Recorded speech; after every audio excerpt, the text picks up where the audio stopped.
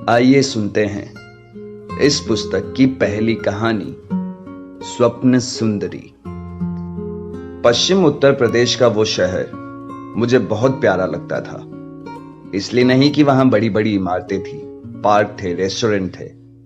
ये सब शायद हर नगर और महानगर में होते हैं, लेकिन इस शहर की जिस बात ने मुझे सबसे ज्यादा आकर्षित किया था वो कुछ और ही थी। उस शहर में जब मेरा ट्रांसफर हुआ तो मेरे मन में कुछ शंका थी और थोड़ा भय भी, लेकिन आना तो था ही। उस वक्त पेइंग गेस्ट आदि का प्रचलन नहीं था और कुंवारे लड़कों को मकान मिलना इतना आसान भी नहीं था जब तक कोई पहचान या सिफारिश ना हो। शुरू में मैंने ऑफिस के पास ही एक गेस्ट हाउस में रुकने का इंतजाम किया। उस गेस्ट हाउस के मालिक और मेरे बॉस की पहचान थी एक दूसरे से। वो उस शहर का पॉश एरिया माना जाता था। सड़क के दोनों तरफ घने घने पेड़ और हरियाली। शाम को बहुत प्यारी ठंडी ठंडी हवा चलती थी। मैं ऑफिस से आने के बाद बालकनी में चेयर डालकर बैठ जाता और उस खुशगवार मौसम का आनंद लेता और मंत्रमुग्ध होकर सड़क पे से गुजरती लड़कियों को निहारता रहता। यही एक बात जो शहर को दूसरे शहरों से जुदा करती थी, खूबसूरत लड़कियां। ऐसा नहीं है कि दूसरे शहरों में खूबसूरत लड़कियां नहीं होती, लेकिन इस शहर की लड़कियां खूबसूरत तो थी, लेकिन जो बात उन्हें खास बनाती थी वो उनके हमेशा प्रफुल्लित रहने वाले चेहरे, उनकी उन्मुक्त हंसी, सड़क पर बात करते हुए चलते हुए हंसना, खिलखिलाना और अक्सर आपस में बात करते करते शर्मा जाना। बिल्कुल बेफिक्र अंदाज और सुर्ख चेहरे वाली ऐसी लड़कियां मैंने पहले नहीं देखी थी। उस शहर के सूरज डूबने का नजारा कितना दिलकश होता होगा वो मुझे नहीं पता, क्योंकि पेड़ों की झुरमुट में सूरज ढप जाता और उसी के साथ सड़क भी सूनी सूनी। लेकिन पता नहीं क्यों सड़क के सूनेपन के साथ मेरे दिल के किसी कोने में भी एक अजीब सा खालीपन, शून्यता महसूस होने लगती। सूरज छिपने के बाद वो अकेलापन मुझे भीतर ही भीतर एक अवसाद से भर देता। दिल करता कोई मेरे पास हो, एकदम अचानक कोई आए और मेरी आंखों को बंद कर कहे, पहचानो तो। कल्पना में तैरती एक परछाई। सोचते सोचते मुझे खुद पे हंसी आने लगती, अपने पागलपन पे, अपनी सोच पे। कोई होगा तभी तो कोई आएगा। बालकनी से मैं भीतर कमरे में आ जाता था। गेस्ट हाउस का मालिक एक बंगाली परिवार था। गेस्ट हाउस कलेक्टर की हवेली के नाम से जाना जाता था। बहुत पहले उस परिवार से कोई इस शहर में कलेक्टर बनकर आए थे और उनका मन इसी शहर में ऐसा रमा कि वो यहीं के होकर रह गए। यहीं पर उन्होंने अपना बंगला बना लिया, जिसे शहर वाले कलेक्टर साहब की हवेली कहने लगे। धीरे धीरे साहब हट गया और कलेक्टर साहब का वो बंगला कलेक्टर की हवेली के नाम से मशहूर हो गया। फिलहाल कलेक्टर साहब तो कब के स्वर्गवासी हो गए थे, लेकिन लोगों के अनुसार फिलहाल उनकी तीसरी पीढ़ी उस हवेली में रहती थी। मतलब कलेक्टर साहब के पौत्र और उनका परिवार। कलेक्टर साहब अपने बेटे के लिए काफी जायदाद छोड़कर गए थे, इसलिए उनके सुपुत्र तारकनाथ ने कुछ करने की नहीं सोची। बाप की दौलत पे ऐश। रोज शाम को हवेली में महफिल सजती और शहर के उनके कुछ चाटुकार दोस्त अपनी शाम को रंगीन करने के लिए वहां आते, क्योंकि तारकनाथ जी को पीने पिलाने का बहुत शौक था और मुफ्त खोरों को क्या चाहिए। तारकनाथ के सिर्फ एक बेटा था। तारकनाथ ने अपने बेटे को खूब पढ़ाना चाहा, मसूरी पढ़ने के लिए भेजा, लेकिन साहबजादे कुछ खास पढ़ नहीं पाए, पर अंग्रेजी अच्छी बोलने लगे। उस वक्त अंग्रेजी बोलने वालों को काफी इज्जत की नजरों से देखा जाता था। तारकनाथ ने बेटे की शादी कोलकाता के एक संभ्रांत परिवार की पढ़ी लिखी संस्कारवान लड़की मालिनी से कर दी। वो कहते हैं ना कि यदि बारिश ना हो तो समुंदर भी सूख जाते हैं। ऐसा ही कुछ तारकनाथ के साथ हुआ। धीरे धीरे जमा पूंजी खत्म होने लगी और उनके मुफ्तखोर दोस्तों ने भी शाम को आना बंद कर दिया। तारकनाथ ने बेटे रविंद्रनाथ को घर की आर्थिक परेशानी बताई और कुछ काम धाम करने को कहा। तारकनाथ की बहू मालिनी समझदार थी। वो समझ गई थी कि सिर्फ दिखावा था, असलियत में कहानी फेल है। उसने मन ही मन कुछ फैसला किया और रविंद्रनाथ और तारकनाथ को उस हवेली के हिस्से में गेस्ट हाउस खोलने के लिए राजी किया। वो शहर कपड़े के होलसेल व्यापार के लिए पूरे देश में प्रसिद्ध था। पूरे देश से कपड़े के व्यापारी थोक में कपड़ा खरीदने के लिए वहां आते थे। अभी तक उन्हें शहर की धर्मशालाओं में रुकना पड़ता था, जहां कोई खास सुविधा नहीं मिलती थी, और खाने के लिए पंडित जी के ढाबे पे जाना पड़ता था। लेकिन मालिनी की मेहनत रंग लाई और कुछ ही दिनों में उसने हवेली में ही खाने के लिए रेस्टोरेंट भी शुरू कर दिया, जिसका नाम उसने रसोई रखा। समय का पहिया घूमता रहा।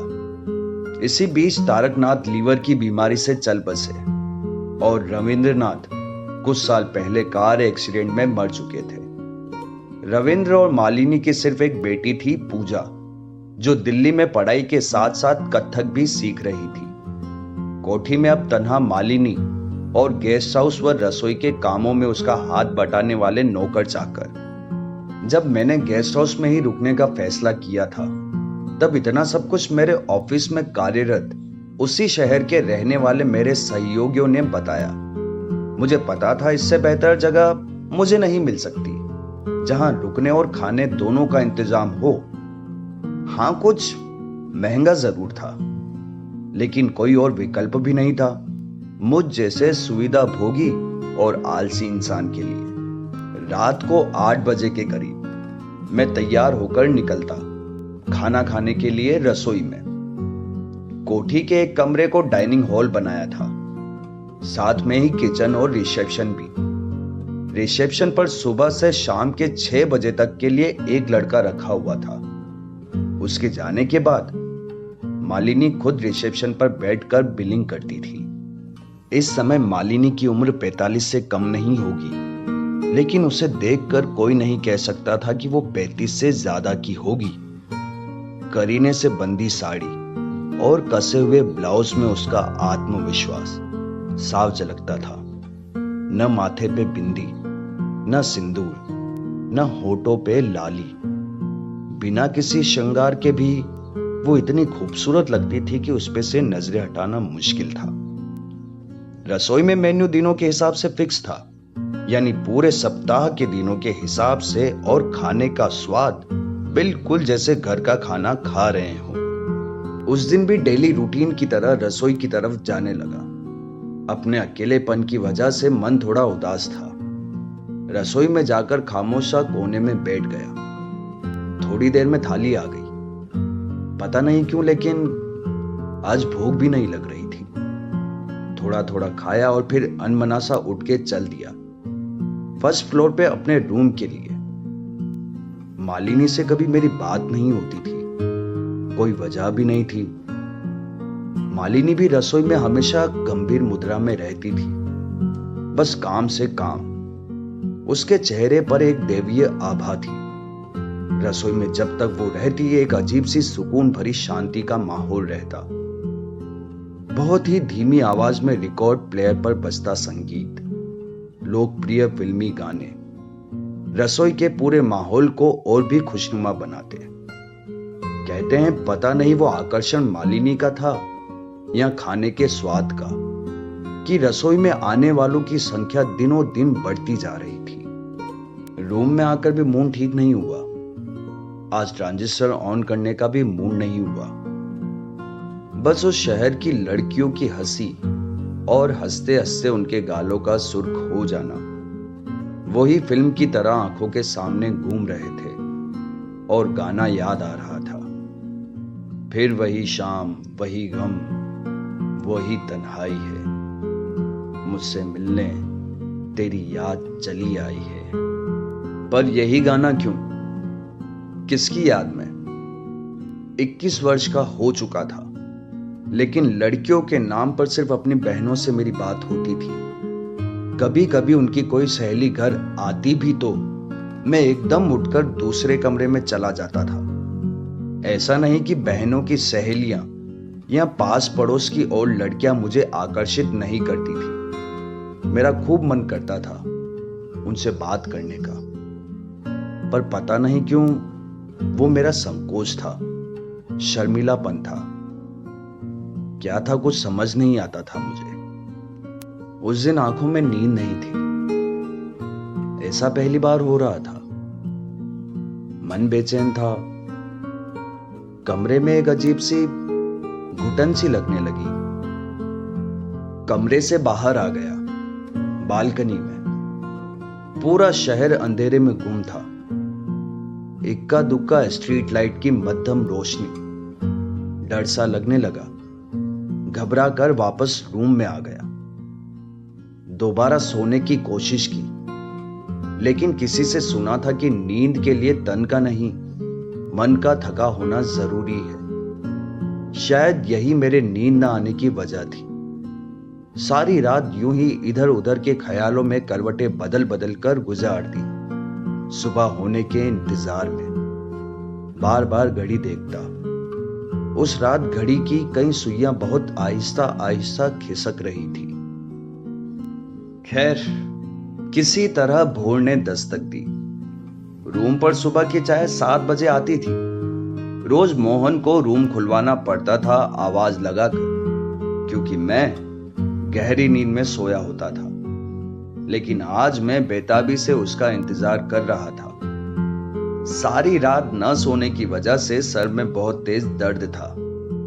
खैर, मोहन आया।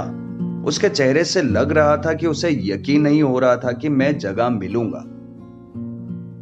खैर, वो बोला कुछ नहीं, चुपचाप चाय रखकर चला गया। चाय पीकर थोड़ा सुकून मिला और फिर मैं रोजाना की तरह तैयार होकर निकल पड़ा, रसोई की ओर ब्रेकफास्ट के लिए और फिर ऑफिस। ऑफिस में काम इतना था, वक्त का पता ही नहीं चलता था।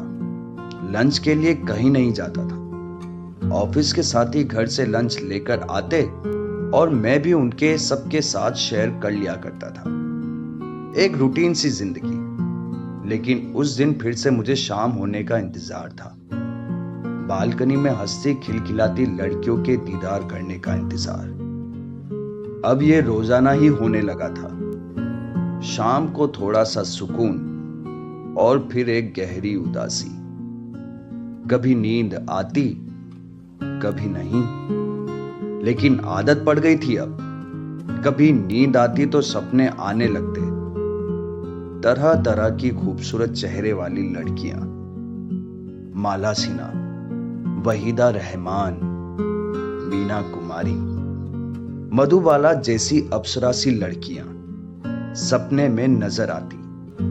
नींद खुलती तो फिर वही रात की खामोशी, एक अजीब सा सन्नाटा। कहीं पागल न हो जाऊं एक दिन, ये सोचकर डर भी लगता।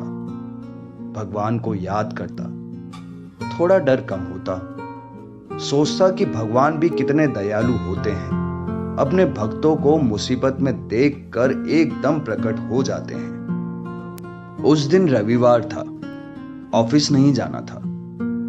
रविवार के लिए मोहन से देर में चाय लाने के लिए बोला हुआ था, लेकिन उस रविवार को आंख जल्द खुल गई। मोहन को 9 बजे से पहले नहीं आना था। अनमना सा नीचे उतर आया। कोठी में बहुत बड़ा लॉन था, जिसे आज तक गौर से देखा ही नहीं था। आज पहली बार निहारा तो अच्छा लगा। एक सुखद अनुभूति सी हुई।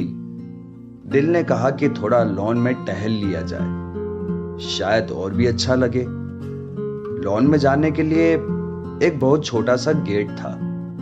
गेट को हल्के से खिसका कर लॉन में आया तो जो देखा तो देखता ही रह गया।